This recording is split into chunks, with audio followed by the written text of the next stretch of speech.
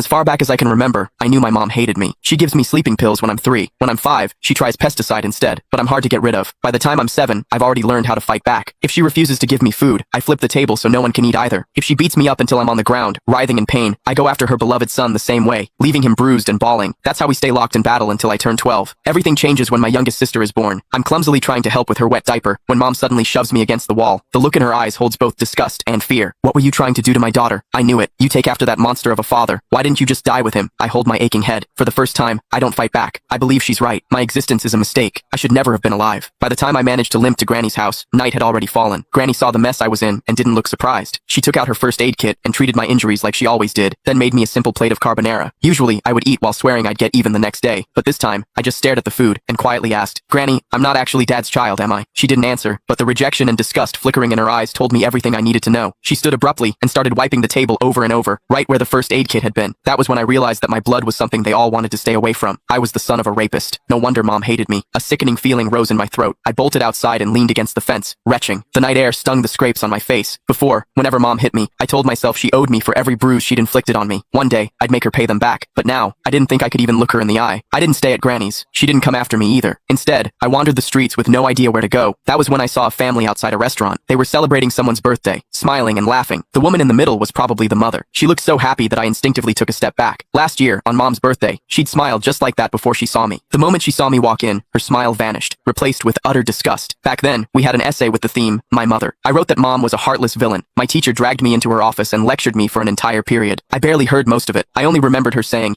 "No mother in this world would ever stop loving her child." I believed her. I saved money from collecting recyclables and bought my mom a birthday cake. I just wanted a hug, the same kind she gave my brother, Casper Willis. But her frigid expression was like a stab in the heart. I felt like a fool, standing there with that cake in my hands. Anger overwhelmed me. When no one was looking, I went out and caught a couple of frogs in the garden. Then, I hid them in the cake. I could still remember the way she screamed when they jumped out. Back then, I felt a twisted sense of satisfaction. I thought she didn't deserve to be a mother. I thought she had it coming. But now, I know the truth. The one who didn't deserve anything was me. My existence itself had hurt her. As I watched that mother's smile through the restaurant window, I made a decision. This year for mom's birthday, I would give her a gift she would truly be happy with, one that would free her completely. I decided to die. Once that thought took root in my mind, my steps felt lighter. I even started planning how to do it without troubling anyone. I needed to do something that wouldn't leave a mess. But before I could carry out my plan, a patrolling officer spotted me and brought me home. Mom answered the door. As the door shut behind us, I stared at the floor, unable to meet her eyes. Her icy tone sliced through the air. "Why didn't you just die out there?" I almost snapped back, but I forced the words down before they came out. Still, as I stared at her back, I couldn't stop myself from asking, what would you do if I really did die? Would she be the least bit sad? If you've got the guts, hurry up and do it.